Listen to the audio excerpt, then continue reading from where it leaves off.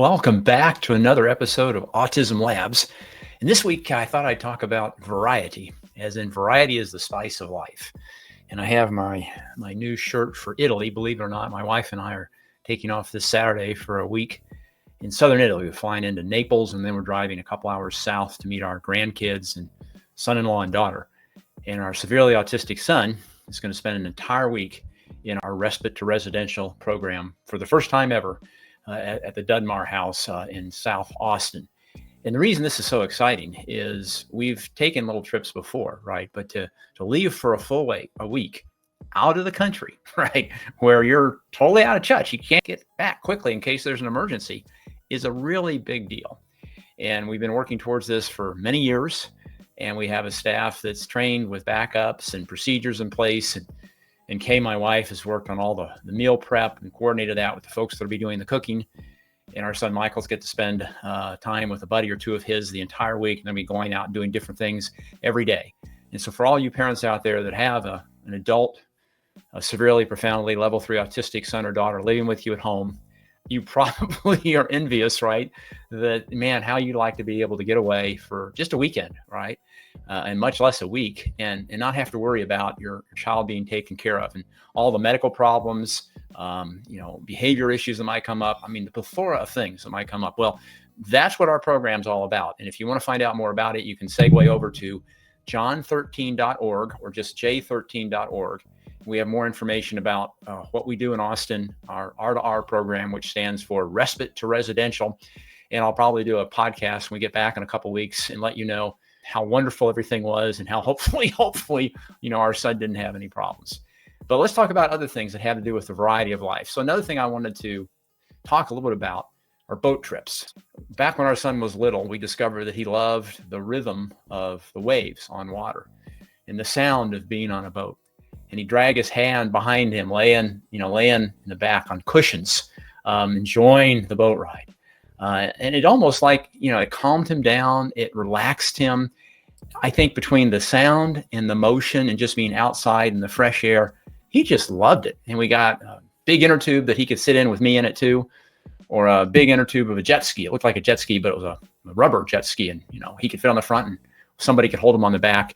So the boat trips were the highlight of his week. And his grandmother and grandfather, would take him out and she would fix a meal for all of us. So we'd go out in the water for a while, and then we'd have a picnic lunch or a picnic dinner on the lake and then come back in.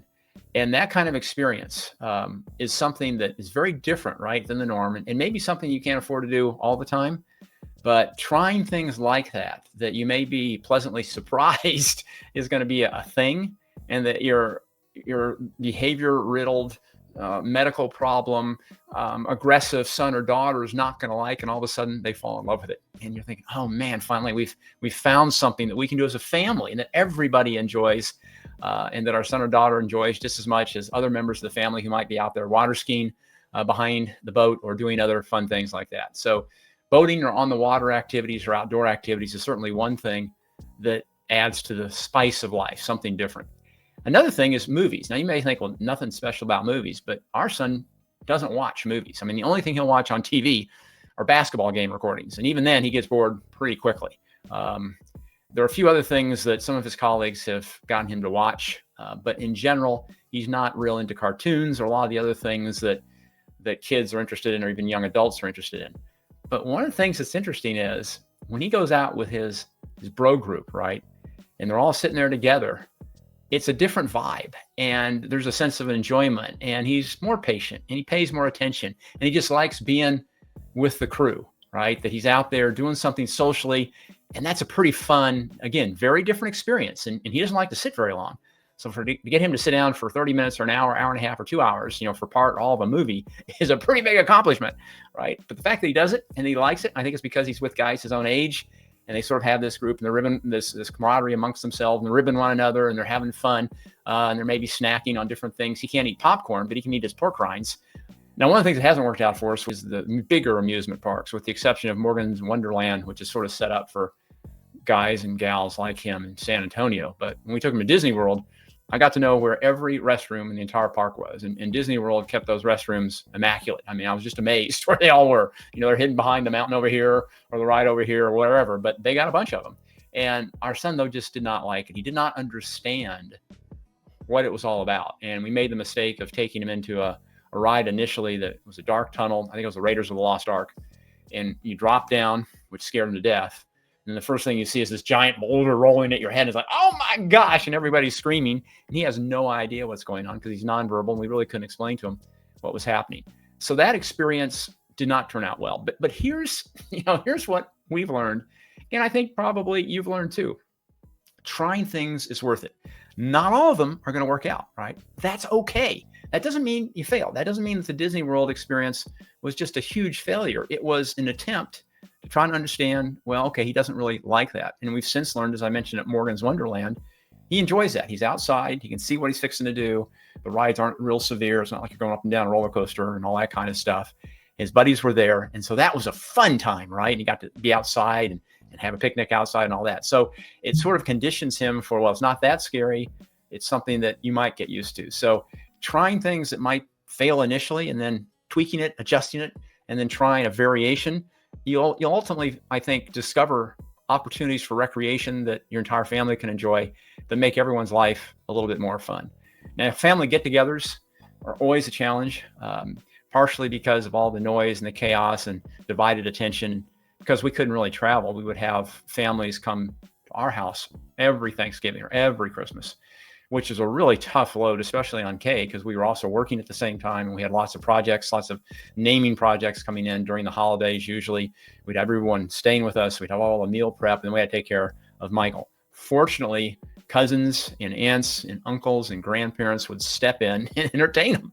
And, they had to get used to his aggressive behavior, and they had to understand how to deal with it.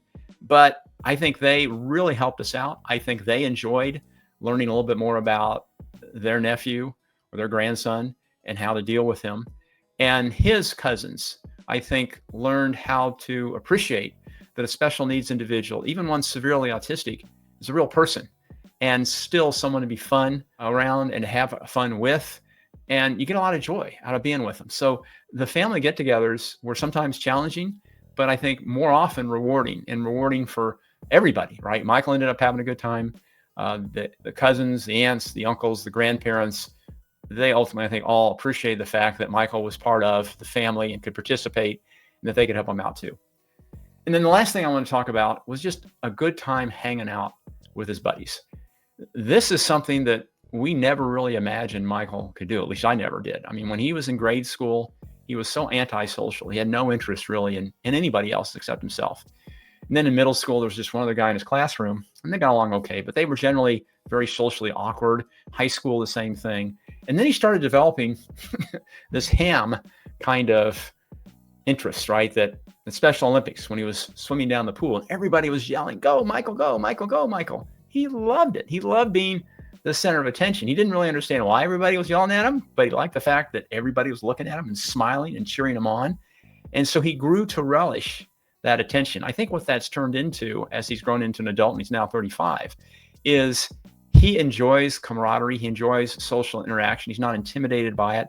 He certainly enjoys people cheering him on. He likes to cheer other people on.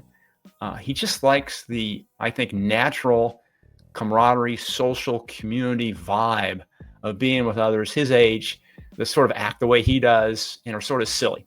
So those are just a few of the thoughts and examples of why variety, even though it's outside of the structure that so many folks with autism crave, a very structured routine that doesn't cause any stress or angst, but at the same time, it doesn't push them to grow in different directions, right? It doesn't challenge them a little bit.